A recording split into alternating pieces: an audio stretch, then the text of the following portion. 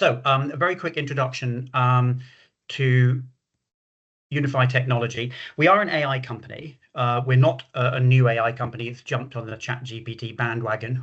We were founded in 2019, just before COVID. Terrible time to start a new tech startup, but we survived and we're now thriving. If we had to sum up what we do, it's AI without the BS. It's how do you take AI, don't pretend it's a magic wand, but also it shouldn't be a scary science experiment. It's about how do you make use of practical AI tools for real world value in an affordable and accessible way. We principally focus on healthcare, environmental monitoring, and infrastructure in the built environment. We actually provided AI to the COVID test and trace program during COVID. And on environmental monitoring, very topical, we're doing a lot around monitoring sewage and harmful bacteria in rivers and river water, which is a very, very topical issue at the moment. In terms of infrastructure, however, I don't need to teach people, I think, to suck eggs about the values of smart infrastructure. And a lot of people obviously focus on the right-hand side there, optimizing asset performance, which we are a part of.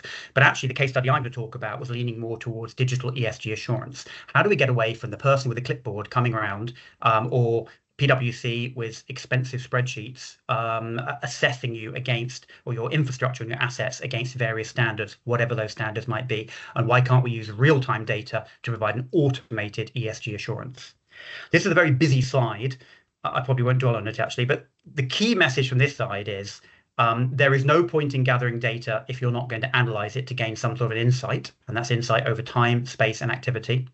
But ultimately, it needs to lead to you doing something differently. If you're not going to do something different, what was the point of doing it? Now, it may be that you determine from the data that what you're doing is perfect. Awesome. Rarely the case.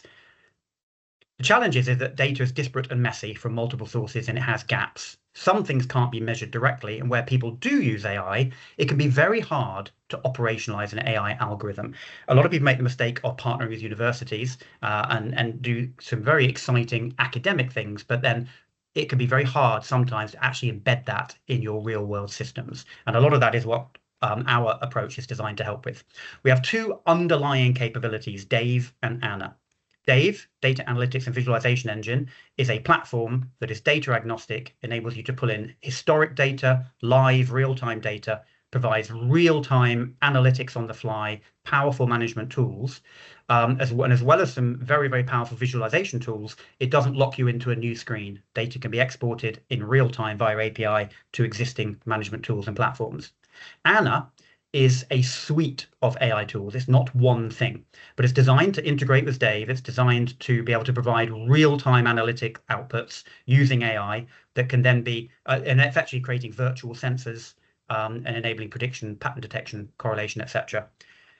The case study I have is a POC we did with the British Standards Institution at their Milton Keynes office. We looked at real-time data broken down quite relatively granularly by zone, looking at energy use, water use, and carbon emissions. There were a number of things we were looking for, but the key point was this idea about automated ESG standards assurance. Was it possible to effectively have a real-time dashboard or traffic light system or whatever you wanted, telling you how you were doing against a standard? In this case, it was an indicative standard around carbon emissions. Our platform enables you to import, as you can see, import floor plans. You can have multiple floors. If this were live, I could click on the ground floor, click on the first floor, move up and down through different floors. It's very, very easy to do. Various ways of viewing it. And as you can see, individual data points. In this case, each of these are individual meters of various zones, can be viewed visually or through the on the left-hand side. Key thing, you click on a sensor, you get the most real-time reading in a gauge at the bottom, and you get the last 24 hours in a mini graph on the right. If you click on a graph on the right, it opens it up. Red, amber, green can be used to create immediate alerts and alarms, whether something's going into the red, both visually on the gauges. They also follow through into the graph. So you can look at any time period on the graph. But the key point here really is around virtual sensors. So we were taking real-time data directly from the building, electricity use and occupancy, and we were creating virtual sensors in real time. And those virtual sensors, some of them simply used traditional analytics, but the clever ones were using AI.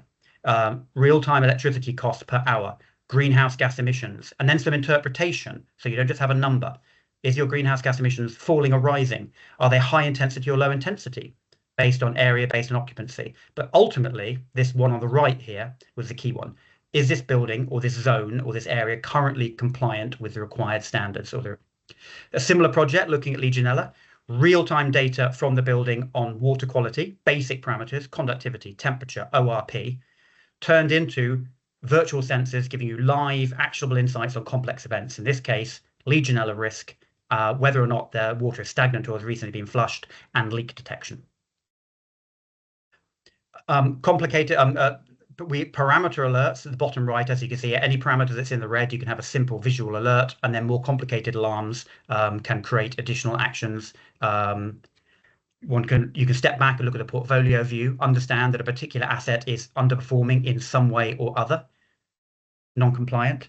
You can then zoom in, look at it floor by floor, room by room, identify where the problem is, and this can be against any sort of standard, regulation, benchmark, or threshold. There's various ways of viewing the data. We call this a pie chart. If you have a data point location that has more than one parameter, the pie chart enables you to look at 6 parameters at once. And if you look at the bottom, you can see there's this is like a video playing. You can choose to play an animation in either heat map or this mode over any time period at any speed. So you can actually see how your building is changing, perhaps in converted compliance or some other type of performance over time.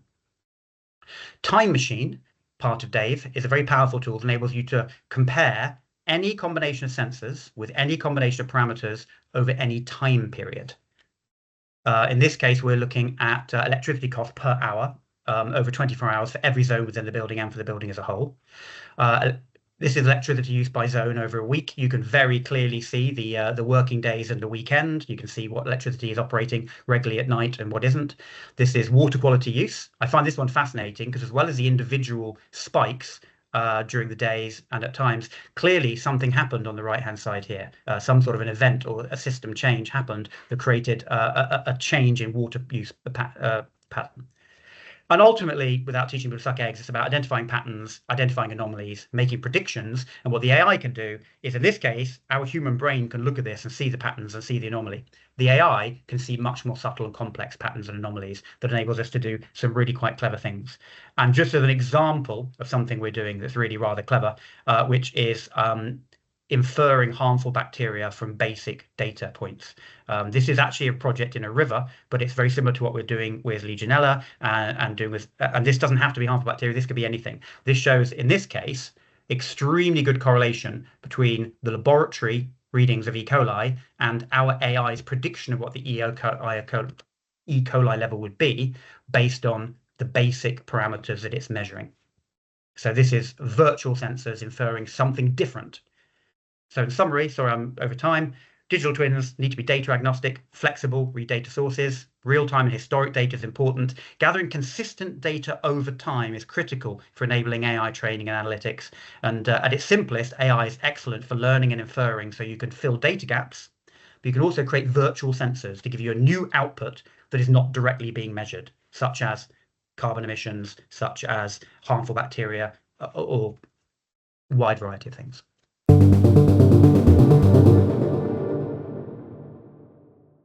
Our next question, Dave, which I'm going to say means Dan, is for you. You've used multiple data sources. What ontology/ontology do you use? It's probably a question for both of us, effectively. I know that common ontology has been a long-standing challenge in the sector. I was actually originally part of the National Digital Twin Roadmap Working Group many years ago, and this was on the agenda then, it's still on the agenda. The bottom line is we use our own internally, but we translate. So whatever comes in, we translate in real time into our own internal ontology. And anything going out via API, we translate into the ontology that the receiving system requires. For the moment, that just keeps life easier for us. Dan, for yourself, the one highlighted here in purple is being data agnostic is a big claim, particularly for ESG data. Sensors could not be gone. Absolutely, no, I totally agree. It is a challenge. Any system, obviously, rubbish in, rubbish out, for a degree. In terms of identifying noise, I mean, we're not alone when it comes to training AI models. Being able to identify noise is one of the challenges. How do you know that something is an anomaly or an event? we don't have a magic wand. We're very good at it because of our tools are extremely all of our tools are built in house. We're not one of those people who claim to be an AI company but actually using Google or using AWS, etc. We get better results with our tools and our knowledge than we do when we try using other people's tools. I can't remember what the second part of the question was. It was about skewing is the sense. So well calibrated sensors providing consistent data is obviously perfection.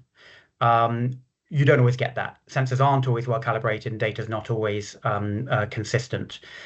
We don't assume that the data coming off a sensor is right. We try to train where possible. We tailor all of our AI models to the local conditions. So where we may start with a generic AI model that we have trained in multiple locations, we don't just blindly deploy it. We deploy it and we test and validate it with the data coming from that particular building or that particular site. And if necessary, we fine tune the model. We do additional training to effectively tailor that model to the local building and local site. That helps if the building has a different way of doing things. If your sensors are erratic or poorly calibrated, there's little we can do other than encourage you to improve your sensors.